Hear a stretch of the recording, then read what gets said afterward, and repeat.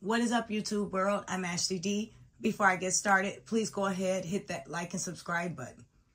Thank you. Also, feel free to share this video as well. Everything I state is allegedly not a guaranteed fact, my own personal opinion and observation. So I am going to be speaking on Vanessa Bryant and Kobe Bryant. A few days ago, she won a lawsuit for $500 million. There were some pictures leaked of the accident that claimed Kobe Bryant and his daughter's Gigi Bryant life. And everyone is happy for her. They somewhat feel as though she received some type of justice. But what everyone else fails to think about, the people in the beginning where Kobe Bryant's journey, where it all started from, and who helped him get to where he is and where he was. His parents. And I can't begin but to think of how sad and lonely it must be for them to not only lose their son, but never be a part of their grandkids' lives. She goes on TV and accepts awards in his honor. And they're not invited to that, nor not mentioned. And it was so sad at the service that they had for him. Shaq even acknowledged them. He felt bad for them. And all these years, they were made out to be the villains. When, allegedly, in the beginning, she was in high school and Kobe Bryant pursued her. He was in his 20s, early 20s. And she was on a video scene of Snoop Dogg. She was given consent by her mother to be in that video when Kobe Bryant caught himself trying to rap in the beginning of his basketball career. Now, everyone calls her a dancer. But when it comes to other females, they're called video vixens. And that's exactly what she was. But now, since she's Kobe Bryant's wife, they want to make her seem as though she's some type of saint and angel and look at her in a different light. But it is what it is. A young girl from high school being on a video scene with rappers, that's called a video vixen. But anyhow, when Vanessa's mom found out who Kobe was, allegedly, and knowing that his career was going to take off, from what I heard, she threatened Kobe, if you don't marry her, I'm going to send you to jail. And this is the beginning of his career. And his parents said, no, we're going to fight this. We're going to get lawyers. You don't have to marry her.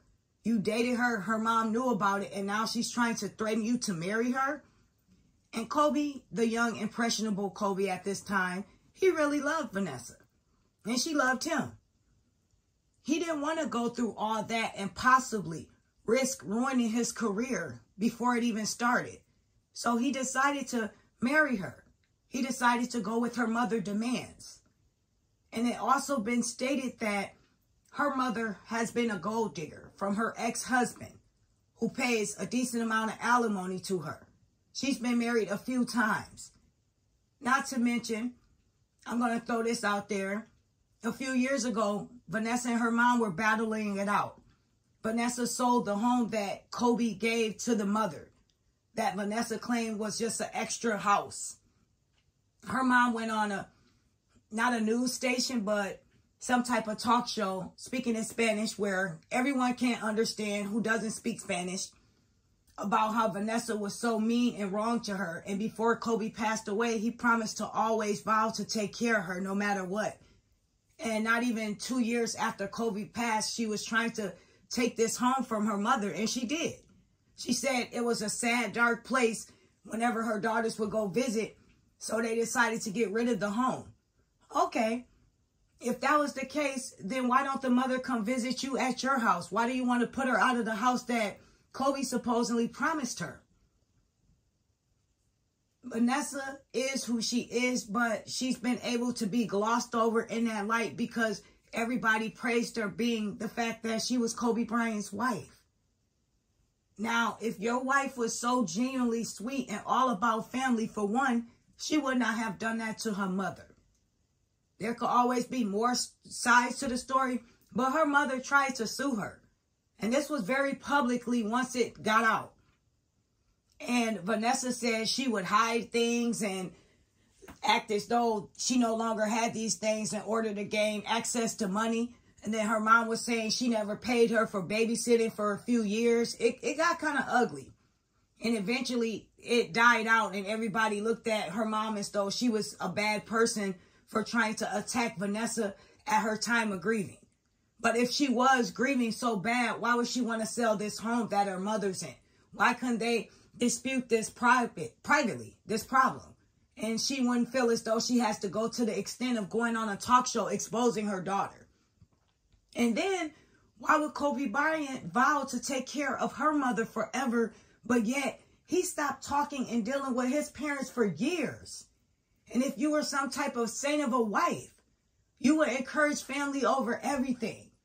During Christmas holidays, Thanksgiving, all these fun, exciting holidays when Kobe is just under you and your mother. Don't you think he missed his parents? The people that brought him into this world? Allow him to be who he is today if it wasn't for his father? His father was in the NBA as well back in the day. So where do you think Kobe got these skills from?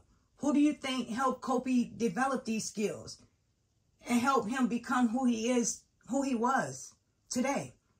If it wasn't for that father who molded him. Kobe could speak several different languages because of his parents. They wanted nothing but the best for him. And in the public eye, they became the villain. And Vanessa became the saint. But to be real about the situation, there's no saint going to want to keep you apart from your family unless they had a motive. Unless they tried to brainwash you. And now going forward, this saint is free-willed. She can do anything as she please. She's a millionaire. She has all this money. She's thriving. She's flexing online. We see all this amazing things that she has and this praises that she gets for being his wife, surviving spouse. But nothing comes up of his parents. They're living a private, low-key life off the grid, low profile. And she won all this money. And we would think she would give them some type of, a couple $1 million, build a home. And then at one point in time, Kobe said he went to his financial advisor. And the financial advisor said, if you keep doing this, keep doing that, this and that, spending money, this and there, you're going to go broke eventually. So Kobe told his parents, allegedly, look, I bought you this house. I gave you this, I gave you that. That's it. You're done. So you cut them off like that, but yet you're willing to take care of Vanessa's mom, who had a husband who wants to live a high life, who is in pictures with you guys so many times, who's babysitting, get to spend time with the grandkids, who threatened you allegedly in the beginning, who had the reputation of being a gold digger, who obviously molded and trained her daughter into being who she was. And she played the game well, obviously. She won over Kobe's heart. But yet you choose to cut off your parents who took you to basketball camp, who stayed outside with you to the crack of dawn, shooting that jumper that you perfected, who instilled all these different things in you so you could be the Kobe you was to the world, to everyone. But you completely shut them out of your life. It seems as though you were a good husband, an exceptional dad, a great influencer, an amazing basketball player. But one thing you lacked. You were a terrible son, if you ask me. There's no way, out of all the things you can do, you cut your parents off. And it's not saying when we all get to the top, we owe our parents anything. But the heart we have, the compassion, the people that brought us into this world, that helped mold us into becoming the people that we are today. You mean to tell me you're not going to look back, reach back, you're going to cut them off? And then it even was something about some old things of Kobe's when he first started in his career were in storage that his parents were paying on. And they kept reaching out to him, telling him he pay on the storage or he come get the things. And he did neither. So eventually when they sold these things online and they received some money, because obviously they wasn't receiving anything from Kobe, then that's when Kobe completely shut them off after that. And he bought those items back. So you got that upset with your parents who you're no longer financially helping, support, giving them allowance or anything, that's paying on this storage that they cannot afford. And they finally make profit off of something that you obviously felt like you didn't need. And then you cut them off completely because of that.